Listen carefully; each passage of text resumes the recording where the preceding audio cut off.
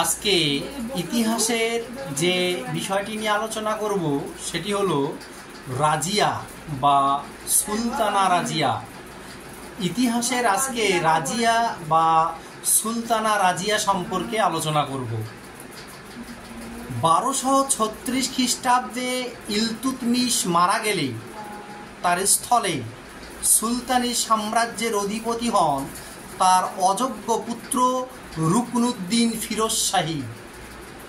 কিন্তু তার অদক্ষতা প্রমাণিত হলে ইলতুৎমিশের কন্যা সুলতানা রাজিয়া প্রথম নারী হিসাবে সিংহাসনে বসেন এবং ভারত সম্রাজ্ঞী হন। তিনি নানান বিক্ষিপ্ত অঞ্চলের মধ্যে ঐক্য স্থাপন করেন, কিন্তু ক্রমে ক্রমে তারই সভাসদরা তার বিরুদ্ধে বিদ্রোহের পরিকল্পনা করে এবং দল চল্লিশা তাকে গদিচ্যুত করতে তৎপর হয়।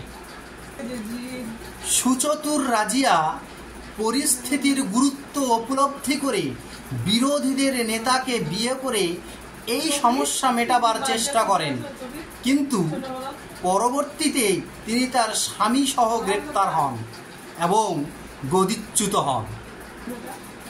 একজন নারী হিসাবে সেই দুর্দিনে সুলতানি সাম্রাজ্যের সিংহাসনে বসে রাজিয়া যে কৃতিত্বের স্বাক্ষর রাখে তা অল্প সময়কাল ব্যাপী হলেও সকলকে স্মরণ রাখার জন্য বাধ্য করে।